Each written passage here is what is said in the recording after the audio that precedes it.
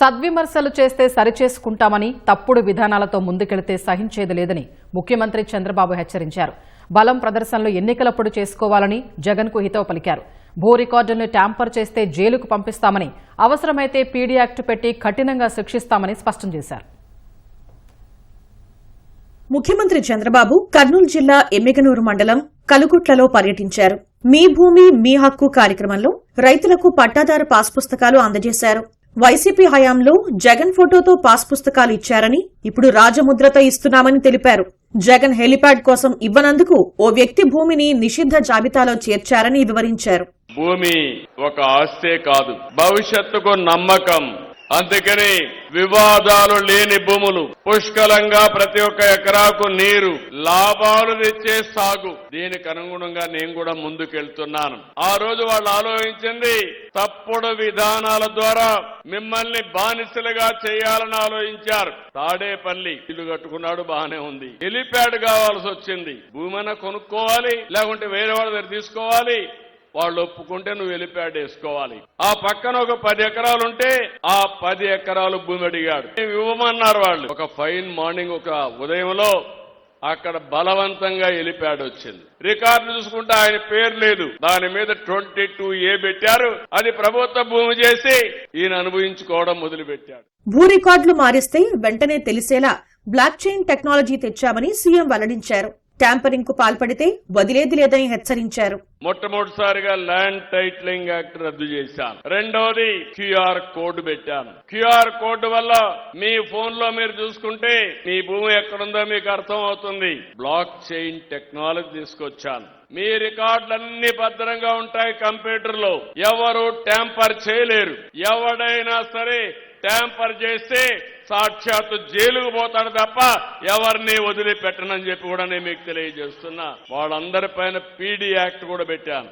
ప్రతి నెల 9వ తారీఖున భూ సమస్యల పరిష్కారం అయ్యే వరకు నేను విధిగా వస్తాను. గ్రామ సభ పెట్టాలి, అందరిలో చదివి వినిపించాలి.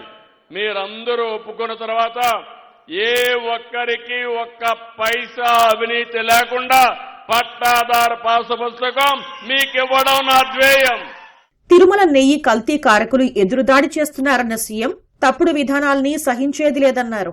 వెంకటేశ్వర స్వామికి అపవిత్రత చేసే పరిస్థితి వస్తే మీరు సహిస్తారా తమ్ముళ్ళు అని అడుగుతున్నా. మన బాత్రూముల్లో వేసి క్లీన్ చేసే కెమికల్ ని ఈలో వేసి దాన్ని మళ్లీ లడ్డు చేసి మనం తినే పరిస్థితికి వచ్చామని వస్తున్నాయి. నిన్నే మాట్లాడాడు, సిబిఐ ఇచ్చింది, సిట్ ఇచ్చింది, ఏమీ లేదని చెప్పింది అని అంటాడు. వాళ్ళ బాబాయ్ నిన్నే మాట్లాడతాడు. సిట్ చెప్పింది కల్తీ ఉందనింది, కానీ ఎనిమల్ ఫ్యాట్ లేదని మాట్లాడతాడు.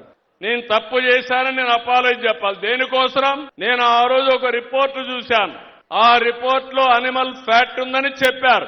అది కూడా NDDB కాఫ్ రిపోర్ట్ చెప్పారు. నేను ఆ విషయమే చెప్పా. సద్విమర్శ చేస్తే నేను కరెక్ట్ చేసుకుంటా, అది చేయరు. కానీ రోడ్డు మీదకి వచ్చి నిన్న చూస్తే గుంటూరు నుంచి విజయవాడకు పోవాలంటే 6 గంటలు రోడ్లో ఇంకెవరు పోవడానికి వీలు లేదు. బల ప్రదర్శన నిరూపించుకోవాల్సింది ఎన్నికల సమయంలో. మిగిలిన సమయంలో ప్రజలకు సేవ చేయడంలో ఏదైనా గాని తప్పులు చేస్తే చెప్పడంలో మీరు ముందుకు రండి. గాని తప్పుడు విధానాల ద్వారా వస్తే మాత్రం కఠినంగా ఉంటా.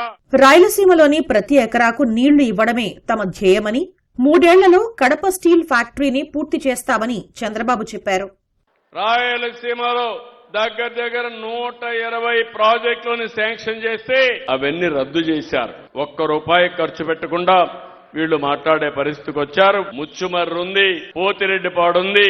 ఇవన్నీ ఉంటే పర్మిషన్ లేకుండా రాయలసీమ లిఫ్ట్ ఇరిగేషన్ పెట్టి కక్కుర్తి డబ్బుల కోసం కక్కుర్తి పడి ఈ రోజు NGT స్టాప్ చేస్తే తిరిగి నా మీద బురదేసే పరిస్థితికి వస్తున్నారు.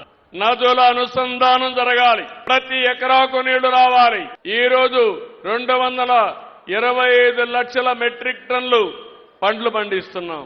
రాబోయే 4-5 ఏళ్లలో 500 లక్షల పళ్లు రాయలసీమలోనే పండేట్టుగా చేసే బాధ్యత నాది. ప్రపంచానికే హార్టికల్చర్ హబ్ గా చిరునామాగా ఈ రాయలసీమ ఉంటుంది.